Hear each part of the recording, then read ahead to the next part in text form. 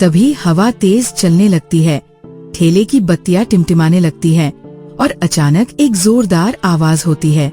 अगली सुबह जब गांव वाले रमेश काका की दुकान पर पहुँचे तो सबके होश उड़ गए। रमेश काका का शरीर ठेले के पास पड़ा था। उनके हाथ में जली हुई ब्रेड थी और चेहरे पर अजीब डर जमी हुई थी। गर्मी का दिन रमेश काका अपने ठेले पर मक्खन गरम कर रहे हैं। तवे पर अंडे की खुशबू फैली हुई है।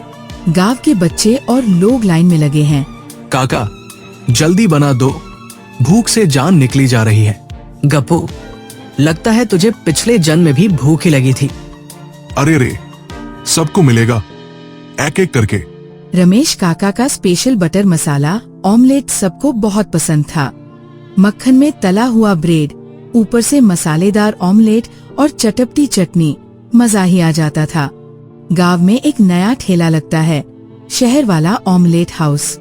ये ठेला चलाने वाला था सुरेश भैया, जो शहर से आए थे और चीज बटर ऑमलेट, बर्गर और हॉट डॉग बेच रहे थे। अरे ये क्या, नया ठेला, चीज वाला ऑमलेट? अब तो रमेश काका की दुकान खतरे में है। धीरे धीरे गांव के लोग सुरेश भैया के ठेले पर जाने लगे। रमेश काका की बिक्री घटने लगी। रमेश काका अपनी दुकान पर सोच रहे हैं। उनकी बिक्री कम हो गई थी, लेकिन उन्होंने हार नहीं मानी। अगर मुकाबला करना है तो कुछ नया करना होगा। रमेश काका ने देसी मसाला ब्रेड ऑमलेट बनाने का फैसला किया, जिसमें गांव का तड़का, मक्खन और ढेर सारे मसाले होंगे।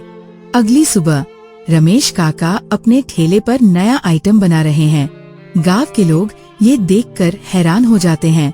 वाह, ये क्या बना रहे हो काका? खुशबू तो जबरदस्त आ रही है।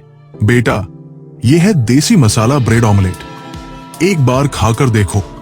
गप्पू और श्यामू ने टेस्ट किया और उनकी आंखें चमक उठीं। अरे काका, ये तो लाजवाब है, ऐसा टेस्ट तो कभी नहीं मिला।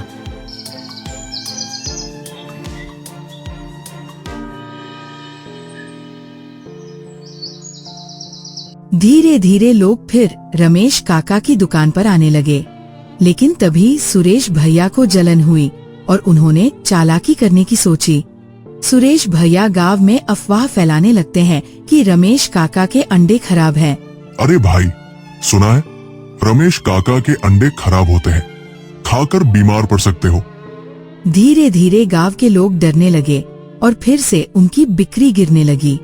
रमेश काका को जब ये बात पता चली तो उन्होंने गांव के सरपंच जी से शिकायत की। सरपंच जी ने दोनों ठेलों की जांच करने का फैसला किया। हम खुद देखेंगे कि कौन सही है और कौन झूठा। जब सरपंच जी और गांव के लोग जांच करते हैं तो पता चलता है कि सुरेश भैया मिलावटी चीज और नकली बटर का इस्तेमाल कर रहे थे। उनका भेद खुल जाता है। अरे, हमें धोखा दिया गया। सुरेश भैया की दुकान बंद होनी चाहिए। सुरेश भैया भाग जाते हैं और गांव वाले रमेश काका के समर्थन में आ जाते हैं। अब रमेश काका की दुकान फिर से चलने लगती है। उन्होंने और भी नए आइटम शुरू किए, बटर मलाई ऑमलेट, स्पाइसी चीज टोस्ट और देसी तड़का ब्रेड। काका, अब तो शहर वाले भी यहाँ आकर खाएंगे।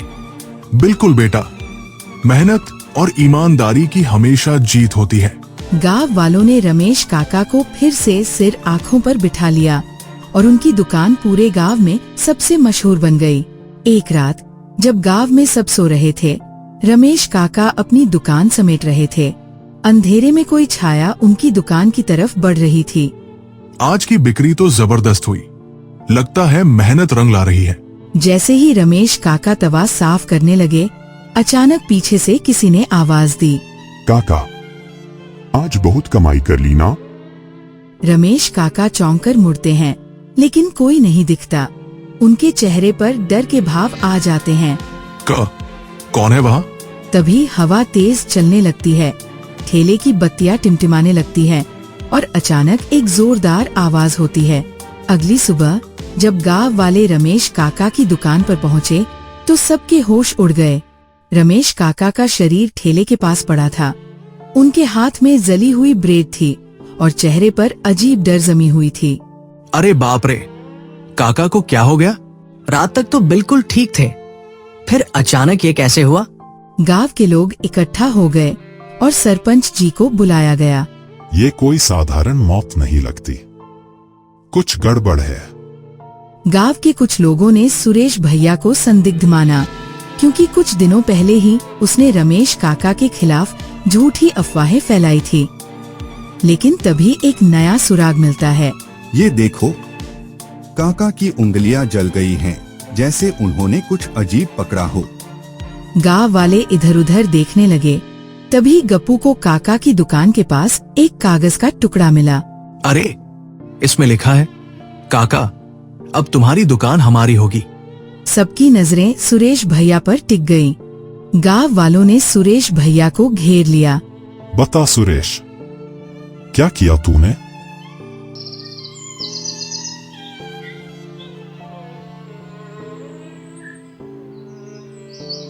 ना, नहीं सरपंच जी, मैंने कुछ नहीं किया।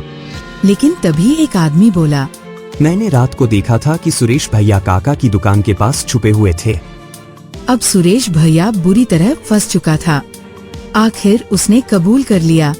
हाँ, मैंने ही जहर मिलाया था ताकि रमेश काका की दुकान बंद हो जाए और मेरी दुकान चलने लगे। लेकिन मुझे नहीं पता था कि गांव वालों ने मिलकर सुरेश भैया को पकड़ लिया और उसे पुलिस के हवाले कर दिया। रमेश काका मेहनती इंसान थे, उनकी इज्जत हमेशा बनी रहेगी। रमेश काका की दुकान को अब गप्पू और श्यामू मिलकर चला रहे थे। लेकिन कुछ दिनों से दुकान में अजीब घटनाएं होने लगी थी। भैया, हर रात दुकान से अजीब आवाजें आती है। ऐसा लगता है जैसे कोई तवा पर ऑमलेट बना रहा हो। सच कह रहा है? मुझे तो कल रात किसी ने मेरे कान के पास फुसफुसाते हुए कहा, ये मेरी दुकान है। दोनों भाई घबरा गए। दुकान के आसपास के लोग भी अब वहाँ से गुजरने में डरने लगे थे। गांव के पंडित जी को बुलाया गया। उन्होंने दुकान में एक विशेष पूजा रखी। लेकिन जैसे ही मंत्रोच्चार शुरू हुए, तवा जोर जोर से गर्म होने लगा। ये आत्मा बेचैन है, लगता है इसे अभी न्याय नहीं मिला।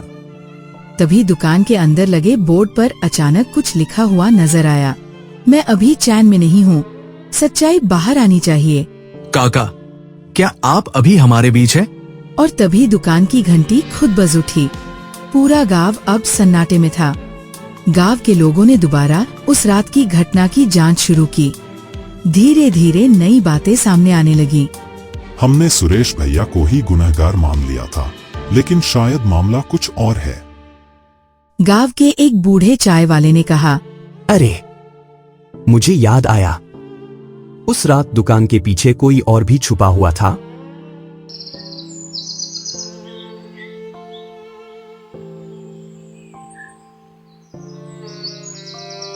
गांव के लड़कों ने दुकान के आसपास की जमीन देखना शुरू की तो वहाँ एक पुराना कपड़ा और कुछ कागजात मिले। उन कागजों में एक नाम था, हरीराम। अरे, ये तो वही हरीराम है जो काका का पुराना पार्टनर था। गांव वालों ने हरीराम को घेर लिया। सच बता हरीराम, क्या किया तूने? मैंने कुछ नहीं किया। लेकिन जब कड़ी पूछताछ की तो हरीराम टूट गया और उसने सच उगल दिया। हाँ, मैंने ही रमेश काका को धोखा दिया। हमारी पार्टनरशिप थी, लेकिन मैं लालच में आ गया और चाहता था कि दुकान मेरी हो जाए। मैंने सुरेश को उकसाया और रमेश काका की मौत का प्लान बनाया। अब सारा सच सामने आ चुका था। रमेश काका को आखिरकार न्याय मिल गया। पंडित जी ने फिर से दुकान पर पूजा करवाई और इस बार दुकान में कोई अजीब घटना नहीं हुई। बोर्ड पर लिखा डरावना संदेश भी खुद ब खुद मिट गया। काका, अब आपकी दुकान सुरक्षित है। गांव के लोग खुशी खुशी दुकान में आने लगे और फिर से वहाँ रौनक लौट आई। अब दुकान को गप्पू और श्यामू चला रहे थे। दुकान की प्रसिद्धि बढ़ती जा रही थी। लोग दूर दूर से रमेश काका के मशहूर ऑमलेट और ब्रेड बटर खाने आने लगे थे। भैया, हमारी बिक्री तो दोगुनी हो गई।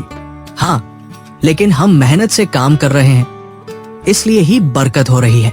लेकिन अब उनकी दुकान के सामने ही एक नया आदमी आया, रघु। रघु नाम का आदमी बहुत ही तेज था।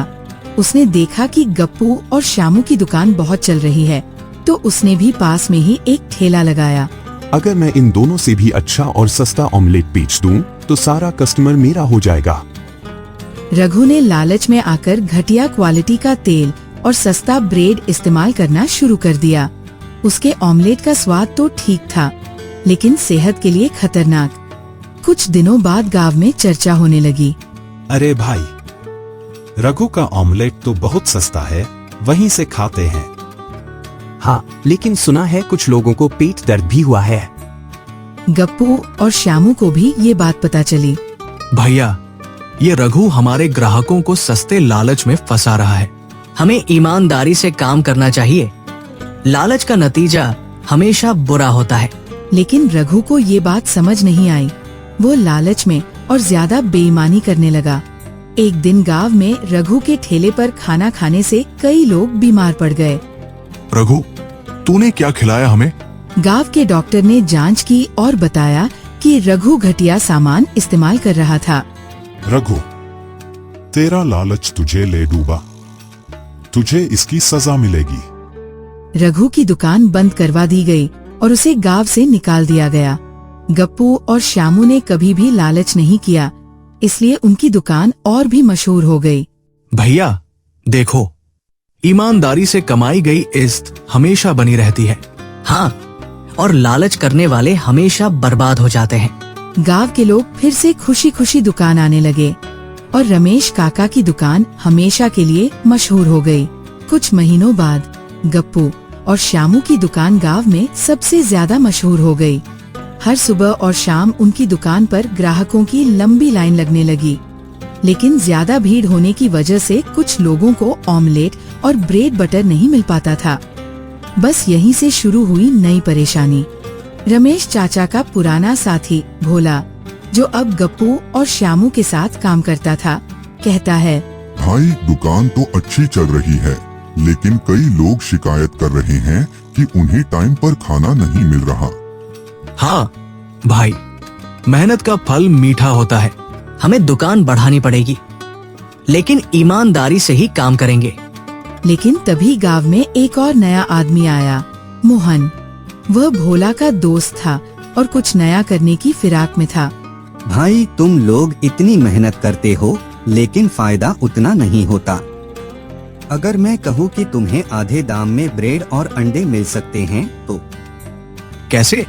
असली सामान की जगह मिलावटी चीजें लाओ, मुनाफा दोगुना होगा। ग्राहक को क्या ही फर्क पड़ेगा। भोला थोड़ी देर तक सोचता रहा। उसे लालच आ गया। अब भोला बिना गप्पू और श्यामू को बताए मोहन से घटिया क्वालिटी का ब्रेड और नकली अंडे मंगवाने लगा। धीरे धीरे गप्पू को शक होने लगा। भोला, ये ब्रेड का स्वाद अजीब क्यों लग रहा है? अरे भैया, कुछ नहीं, थोड़ा अलग ब्रांड का मंगवाया है। लेकिन सच्चाई ज्यादा दिन छुपी नहीं रह सकी। एक दिन दो ग्राहकों की तबीयत खराब हो गई। उन्होंने दुकान पर आकर शिकायत की। गप्पू भैया, तुम्हारे ब्रेड ऑमलेट से हमें पेट में दर्द हो गया। गप्पू और श्यामू घबरा गए। उन्होंने तुरंत सारा सामान चेक किया और उन्हें समझ आ गया कि भोला ने चोरी छुपे घटिया सामान लाना शुरू कर दिया था। भोला, तुमने ऐसा क्यों किया? भाई, मोहन ने कहा था कि इससे मुनाफा बढ़ेगा। मुझे लालच आ गया। गप्पू और श्यामू ने तुरंत भोला को दुकान से निकाल दिया और गांव वालों को माफी मांगी। उन्होंने फिर से ताज़ा और अच्छी क्वालिटी का सामान लाना शुरू कर दिया। हमें माफ कर दो, हम फिर से ईमानदारी से काम करेंगे। गप्पू और श्यामू की ईमानदारी ही उनकी पहचान है। हम हमेशा तुम्हारे साथ हैं। इसी के साथ लालच की हार हुई और गप्पू श्यामू की दुकान पहले से भी ज्यादा मशहूर हो गई। सीख: लालच हमेशा विनाश का कारण बनता है। ईमानदारी से काम करने वाले ही सच्ची सफलता पाते हैं। छोटे छोटे गलत फैसले भी बड़े नुकसान में बदल सकते हैं।